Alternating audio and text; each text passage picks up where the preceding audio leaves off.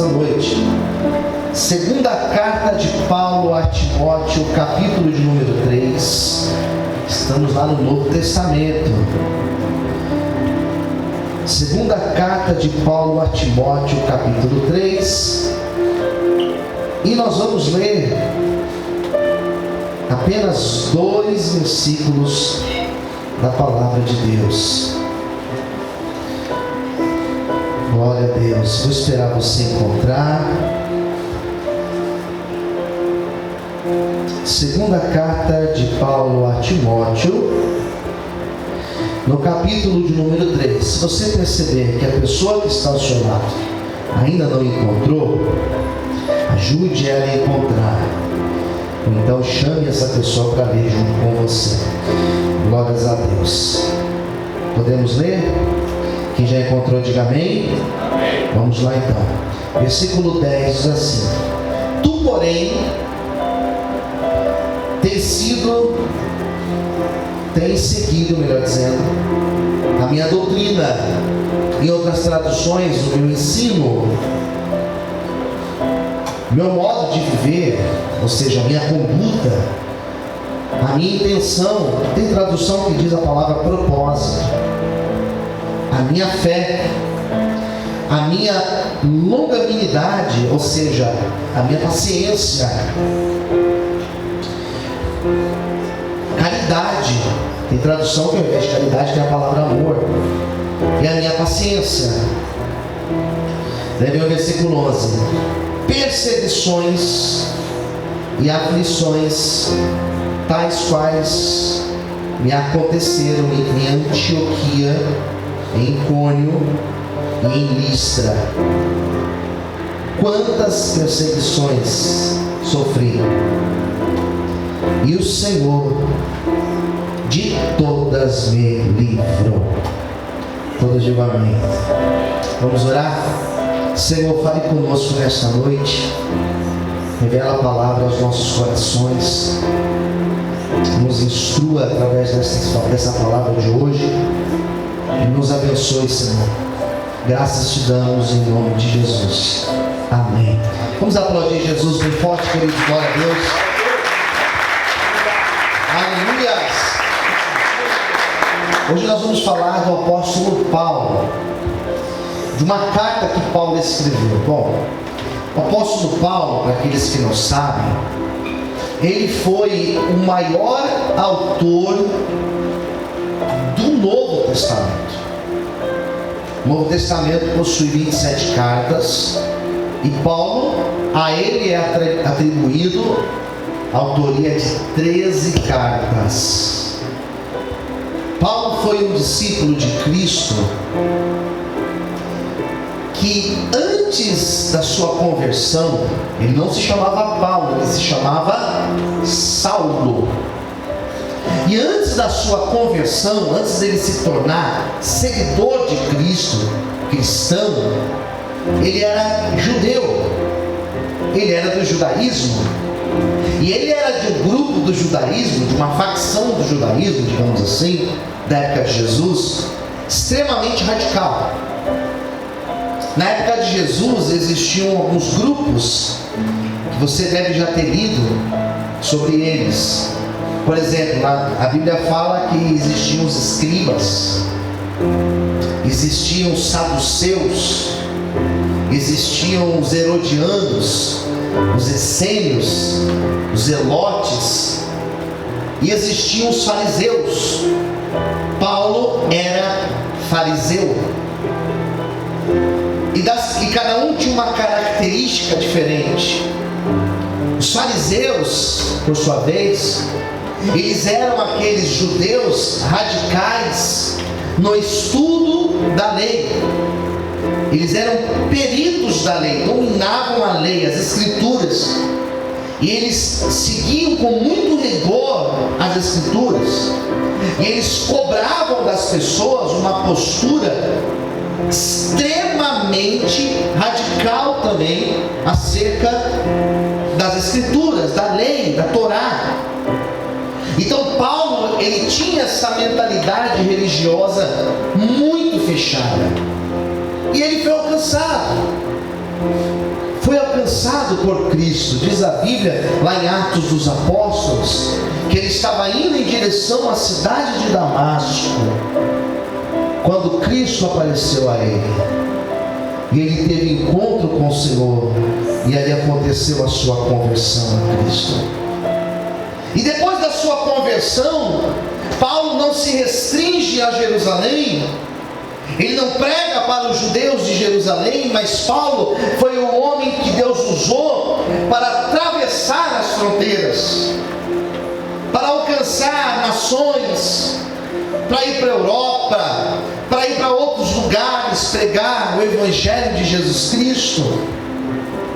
E é por isso que nós temos Paulo indo a Tessalônica, e é por isso que existe uma carta chamada aos Tessalonicenses. Paulo pregando a Filipe, a igreja de Filipe, por isso que tem uma carta chamada Filipenses. Paulo pregando na região da Galácia, no sul da Galácia, e é por isso que existe a carta aos Gálatas. Paulo indo para outros lugares, indo para Colosso, e é por isso que existe a carta aos Colossenses. Mas também existem as cartas chamadas cartas pastorais de Paulo. Uma carta chamada Tito, que ele escreveu para esse seu discípulo, que estava num lugar chamado Creta, realizando, dando continuidade à obra que ele tinha iniciado. E um outro pastor, uma outra carta pastoral, que na verdade são duas cartas pastorais, esta carta a Timóteo. E Timóteo foi um discípulo de Paulo, foi um pastor que Paulo confiou que ele levasse a obra de Deus adiante. Posso ouvir um amém, queridos? Posso ouvir um amém? Amém. Amém. E Paulo escreve esta carta cheio de preocupações. Por que preocupações? Porque naquela época era uma época parecida com a nossa época atual. Existiam falsos líderes, falsos ensinamentos, falsas teologias, falsos mestres, distorcendo a palavra e levando dezenas, centenas, milhares de pessoas ao engano. E eu tenho vivido e tenho tido essa preocupação, porque eu sou de uma época, eu estou vivendo esse momento onde existem vários falsos mestres. Por eu estar no meio de teólogos, por eu estar nesse chamado circuito com tantos pastores, vivendo com tantos pastores, com tantos líderes, eu me assusto de ver tantos absurdos que estão se pregando ultimamente. E não são igrejas pequenas, são igrejas grandes que têm levado multidões de pessoas a viverem o engano, a viverem algo que não tem nada de evangelho de Jesus Cristo. Nós estamos numa época de falsos ensinos, de falsos mestres, que se você não tiver o conhecimento da palavra, você também é levado ao engano. Existem cultos que não se abre mais a Bíblia, e não é porque a Bíblia está na projeção, ou porque a pessoa tem um aplicativo. Não, queridos, não se fala mais do Evangelho de Jesus Cristo. Se fala de autoajuda, se fala de motivação, se fala de sexualidade, se fala de prosperidade, mas não se fala do Evangelho de Jesus Cristo. Isso é um perigo.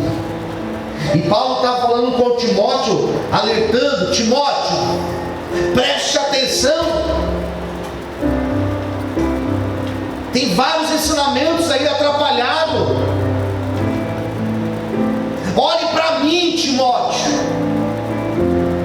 E Paulo é de um ensino que hoje nós não utilizamos, nós não ouvimos. Nós ouvimos o contrário do que Paulo ensinou. Porque hoje em dia se fala o seguinte: não olhe para o homem, não olhe para o pastor, porque se você olhar o exemplo do pastor, você você vai desviar, você vai morrer na fé. E sinceramente, como pastor, queridos, para mim é mais confortável, sabia? É mais confortável você ouvir eu falar isso, ó, não olha para mim não, viu? Olhe para Jesus. É mais confortável para mim. E não é que eu posso ter uma vida descompromissada, significa que eu não tenho responsabilidade. E Paulo não fala isso. Paulo pelo menos 6 vezes ele vai dizer: olhe para mim, olhe para o meu exemplo, olhe para o meu modelo de vida. Pode observar o que eu prego, mas observe também o que eu falo, o que eu faço. Pode seguir o meu exemplo, siga o meu testemunho, pode fazer o que eu faço. Hoje em dia não se fala isso. Hoje em dia as pregações são: não olhe para o homem. Hoje em dia são as pregações: não julgue. Nós não podemos julgar sim, segundo a Bíblia. Hoje em dia se prega o amor de Cristo, mas não se prega que Jesus Cristo é justiça. Se prega que Jesus ama, mas não se prega que Jesus vai voltar, e quando Ele voltar, Ele vai trazer juízo. Não se prega isso. E os pastores, de uma grande maioria, ensinam: não olhe para mim, não olhe para o meu modelo, sigam apenas o modelo de Jesus Cristo. Paulo não falou isso. Paulo chegou para Timóteo e falou: Timóteo, pode olhar para mim e pode seguir o meu modelo de vida. Quem entendeu, diga amém. Eu voltei a estudar, eu tenho dito isso, e eu voltei a estudar. Abaixa para mim, Mandel, o retorno. Que coisa, né, pastor? Agora oscila, né? Retorno vai, volta. É uma guerra. Aí, glória a Deus. Tinha ficado bom. Aí tá bom, irmão. Vamos ver se fica bom assim. E eu voltei a estudar. E eu voltei a estudar também filosofia, não só teologia. E um dos filósofos que a gente estuda, foi muito, irmão, tá alto ainda. E um dos filósofos que a gente estuda, muito estudado, principalmente quando se fala de ética, é um filósofo alemão chamado Kant, Immanuel Kant. E a ética de Kant, ela se baseia num princípio que eu acho muito interessante, que tem tudo a ver com o que eu estou pregando hoje. Kant vai dizer que as nossas atitudes éticas, elas devem ser colocadas como se fosse numa balança. E a nossa atitude, ela deve ser replicada em âmbito universal. O que significa isso? Que se todas as pessoas copiarem a nossa atitude e não trazer um colapso, não trazer um caos, mas trazer benefício, significa que a nossa atitude, ela é correta, ela é ética. Quem entendeu, diga amém. Ou seja, se todos seguirem o meu exemplo, se todos seguirem o meu modelo, glória a Deus, se todos fizerem exatamente como eu faço, a igreja não para, a igreja melhora. Agora imagina, se todas as pessoas do seu trabalho fizerem exatamente como você faz, a empresa melhora ou ela piora? É isso. Se todos os obreiros ou pastores seguirem o nosso exemplo, o meu exemplo, a igreja vai melhorar com isso, ela vai frutificar ou ela vai fechar, vai piorar. É isso, ética é isso. Paulo estava dizendo para Timóteo: Timóteo, nós estamos sendo observados. E eu quero que você diga isso para quem está perto de você. Diga: você está sendo observado. Queridos, eu arrisco dizer que nesse momento tem alguém falando de mim, falando de você. Deixa eu ver se está quente a minha orelha. Tem gente que acredita nisso, né? Se está quente, porque está falando. E tem gente que fala assim: se é um lado aqui, porque está falando mal, se é o outro lado, porque está falando bem, né? E se está quente as duas, se levou um tapa em cada orelha, né? O que será que é isso? Mas eu tenho certeza que nesse momento alguém está falando desse culto. Alguém está falando de nós. Alguém copiou, alguém está copiando o nosso exemplo. Você querendo ou não. Eu tenho 2 filhos. E eu não posso chegar para o Rafa, que está aqui, não posso chegar para a Mari e falar para eles: não copie o meu exemplo. o que eu estou falando, mas não faça o que eu estou fazendo. Eu não posso dizer isso, porque os meus filhos, eles copiam o meu exemplo. Você querendo ou não, você que tem filhos, eles estão copiando na íntegra o exemplo teu.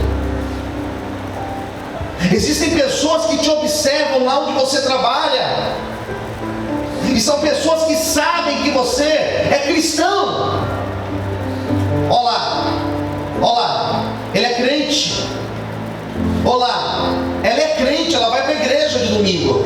Ele vai para a igreja aos domingos. Olha lá o que ele está fazendo.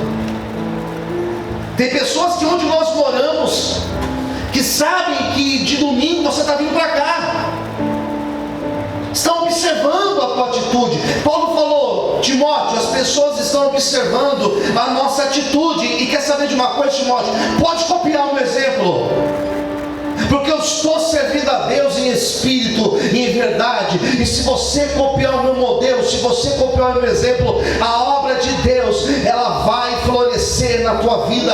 A minha oração nessa noite é para que nós sejamos um modelo, para que as pessoas possam olhar em nós e elas possam ver que Jesus existe e que Ele é Senhor das nossas vidas. Aleluia! Glória a Deus!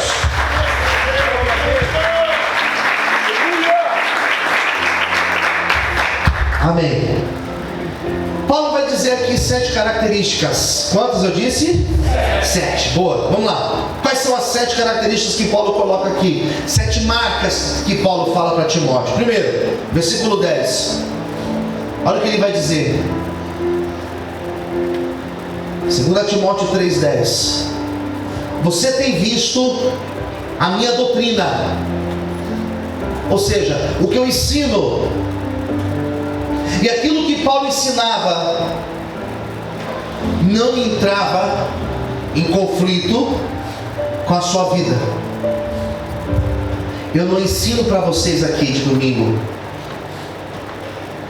seja uma pessoa boa, e na segunda-feira eu sou um capeta onde eu estou.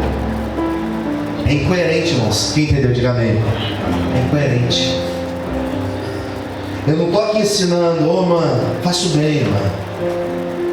Daí quando eu saio do culto, alguém está lá fora, eu não faço bem para essa pessoa. É incoerente. Paulo falou, Timóteo, você prestou atenção, que o que eu ensino é coerente com o meu testemunho. Posso ouvir um amém, queridos? Ele falou assim, você tem visto o meu ensino, a minha doutrina. Segunda coisa, você tem visto o meu modo de viver. Eu não falo uma coisa, eu não prego uma coisa e a minha atitude diz outra. Nós pregamos, eu prego muito mais com as minhas atitudes do que com o microfone na mão aqui, irmãos. Eu prego com as minhas atitudes, eu prego para os meus filhos, eu prego nas ruas.